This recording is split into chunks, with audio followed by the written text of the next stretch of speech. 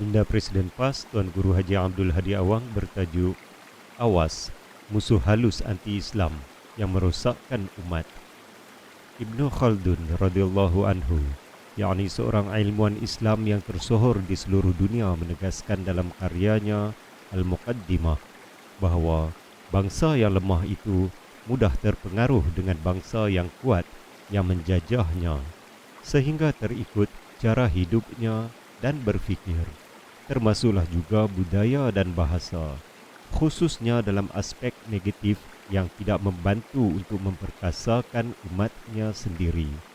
Bahkan ada dalam kalangan mereka menjadi sukarelawan atau tentera upahan pada zaman penjajah dan meninggalkan pengikut selepas negara mencapai kemerdekaan. Hal ini adalah semata-mata bagi meneruskan tugas bagi menentang Islam. Kini, penjajah yang dahulunya silih berganti menjajah tanah air kita di seluruh dunia Islam, termasuklah Nusantara yang pernah bertamadun Islam, telah meninggalkan tanah jajahan masing-masing. Rantau ini pernah dijajah dahulu kerana kelemahan umat yang disingkirkan peranan Islam akibat kejahilannya terhadap agama Islam yang masih belum dapat diatasi. Penjajah melalui pasukan orientalis yang melakukan kajian sangat mengetahui bahawa ajaran Islam yang sempurna itu berjaya menegakkan sebuah umat yang perkasa dan maju bersama jati diri beragama Islam. Malah juga berjaya mencipta para pemimpin berintegriti yang sebenar dalam diri manusia yang sempurna dari sudut jasad, roh dan akal mengikut acuan Allah pencipta alam. Allah Subhanahu wa taala memberikan suatu amaran melalui firman-Nya yang bermaksud, dan mereka, yakni orang-orang kafir itu, sentiasa memerangi kalian sehingga mereka mahu memalingkan kalian daripada agama kalian kepada kekufuran, seandainya mereka sanggup melakukan yang demikian. Surah Al-Baqarah ayat 217. Justru Islam terus menjadi sasaran serangan, khususnya serangan dari aspek pemikiran dan kefahaman. Semua itu bergerak melalui agenda pendidikan dan media yang dilindungi oleh kuasa politik yang menyekat atau menghalang Islam daripada berperanan secara sempurna menjadi kefahaman umat. Mereka berlindung sebalik konsep kebebasan liberalisme tanpa sempadan yang sebenar. Akibatnya, umat mengalami kelemahan dalam segala aspek kehidupan, sehinggalah berjaya dipecah belahkan. Umat yang pernah dijajah dahulu dan terus dijajah lagi sehingga kini, walaupun mereka sudah dikatakan telah mencapai kemerdekaan, namun Islam tetap dipelihara Allah Subhanahu wa taala yang mengikat janjinya melalui firman-Nya yang bermaksud, mereka ingin memadamkan cahaya Allah Islam dengan mulut tipu daya mereka, tetapi Allah justru menyempurnakan cahayanya walaupun orang-orang kafir membencinya. Dialah yang mengutuskan Rasul-Nya dengan membawa petunjuk dan agama yang benar, agar dia memenangkannya atas segala agama meskipun orang musyrik membencinya. Surah As-Saff ayat 8 hingga 9.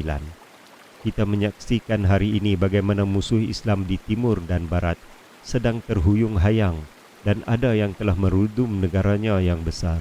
Bahkan ada yang masih tinggal dan menunjukkan tanda-tanda di akhir hayatnya. Namun, usaha untuk menyingkirkan Islam terus dilaksanakan, termasuklah di negara kita Malaysia. Sekiranya diteliti, kita dapat menyaksikan masih terdapat bala tentera simpanan penjajah yang ditinggalkan berperanan menjalankan agendanya, khususnya melalui media lama dan baharu, dengan memasukkan kefahaman yang memburuk-burukkan atau menimbulkan keraguan terhadap Islam dengan cara yang sangat halus dan secara terancang.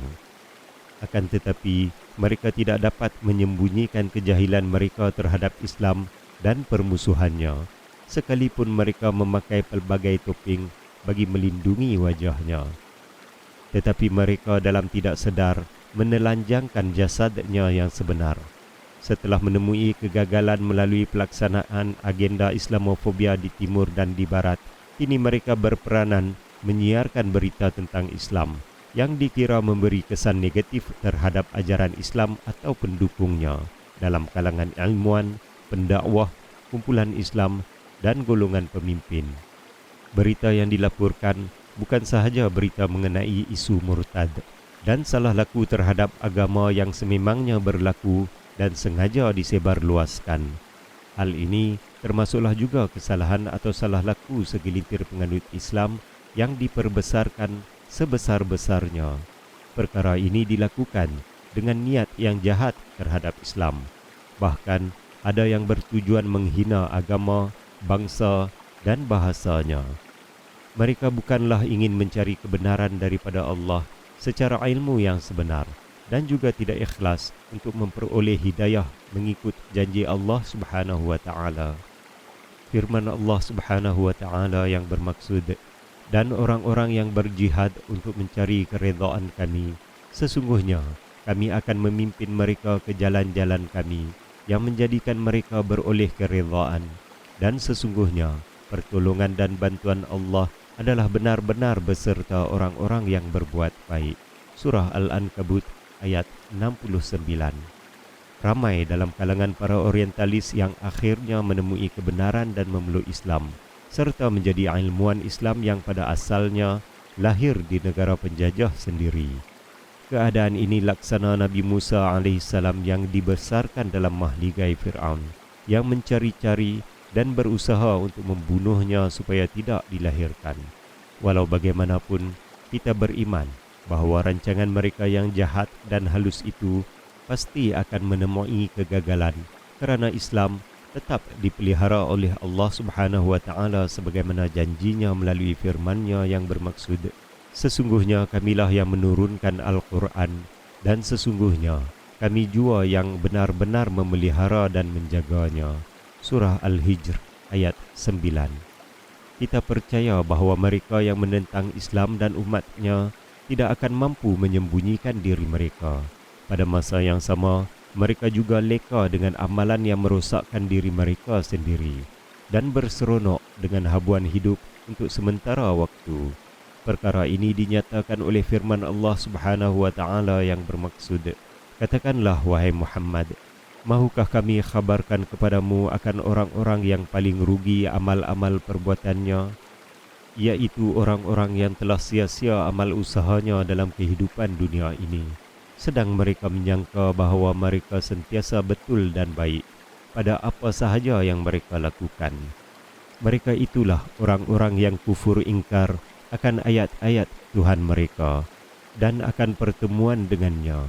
Oleh itu gugurlah amal-amal mereka, maka akibatnya kami tidak akan memberi sebarang timbangan untuk menilai amal mereka pada hari kiamat kelak. Surah Al-Kahf ayat 103 hingga 105. Namun, setiap individu yang cinta akan agama, umat dan negara sesungguhnya wajib menunaikan kewajipan mereka untuk mempertahankan Islam daripada segala gangguan yang datang daripada luar dan dalam.